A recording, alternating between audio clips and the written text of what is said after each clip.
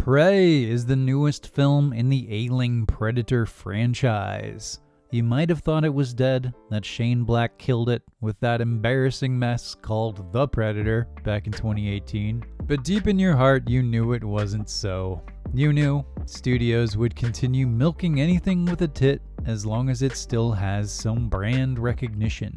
And you know what? In the case of Predator, I think that's okay, because as it turns out, I have a lot of time for a stripped-down narrative about somebody in the woods having a bloody showdown with everyone's favorite alien. Not that one, this one. Although, I gotta be honest, I would love to see a movie about E.T. hunting people down and making trophies out of their skulls. Do you think we could get Steve to sign off on that? And a follow-up question, who would we get to direct it? And what would the plot be? I know we're getting off track, but this is fun. Like, we should workshop this. Okay, I got it. The plot is that E.T. is back on Earth, but he's murderizing people in the woods, and a grown-up Elliot, played by Tom Hardy, has to hunt down his former best friend. And the ending is that Tom Hardy Elliot is so distraught at having to kill his little buddy that he goes insane, rips out E.T.'s spine, and becomes the new Predator. Yeah, I'd watch the crap out of that. What about you? And you know what? For director, just get Dan Trachtenberg, the director of Prey, because he did a really good job with this one. That's right, I have not forgotten we are talking about Prey. Let's get back on track. And take a sip of my martini here. Wet my whistle. Prey! It's a really good action movie with impactful fight scenes and lots of fun blood and gore and predator stuff. And it's worth watching for all that junk, but it has serious problems when it comes to the script.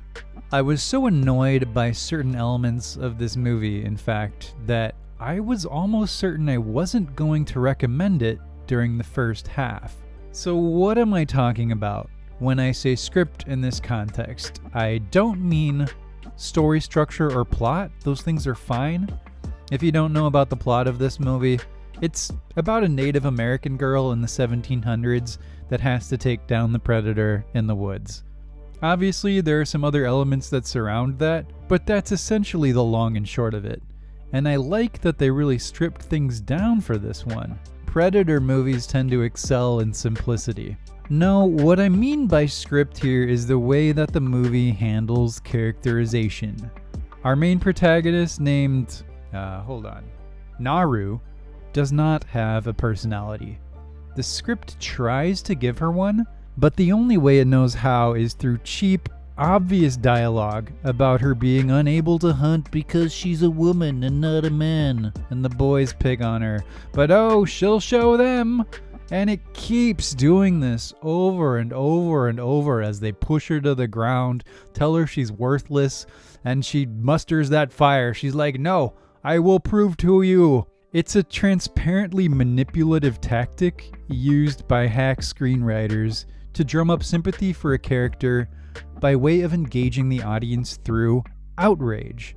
You're supposed to think for yourself, you go girl, you show those mean boys.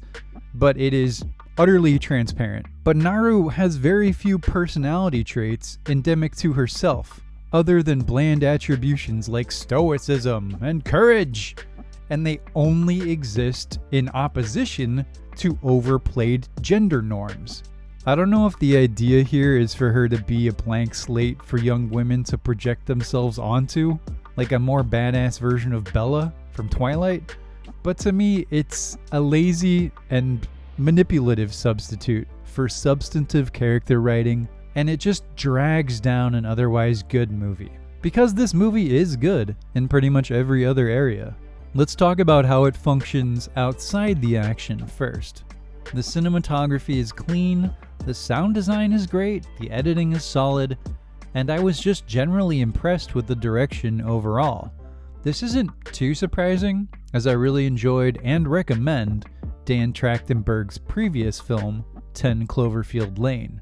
But it was impressive to me how well he transitioned from a claustrophobic, single-location thriller to an expansive action movie. So props all around to Dan, ladies and gents. He did a great job. In terms of the action specifically, it went much further than I thought it would with the brutality, which I appreciated. I love that stuff. Crucially, as well, the action scenes were well done, without much over-reliance on shaky cam or quick cutting or lazy crap like that. Instead, they were fluid, impactful, and nice to look at. One scene in particular had me sitting forward in my chair when Naru dispatches like 10 dudes, and it's all done in one continuous shot.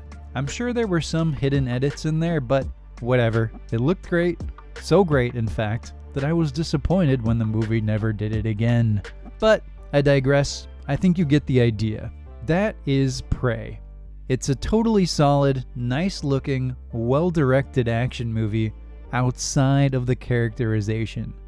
But just in case you didn't get the warning, that characterization can be so excruciating at times that it does a lot to drag the movie down.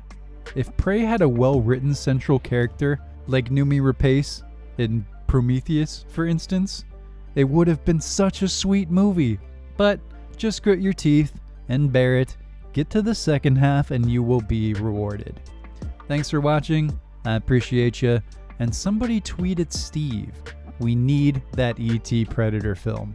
Until next time, peace, love, and Tom Hardy, you weirdos.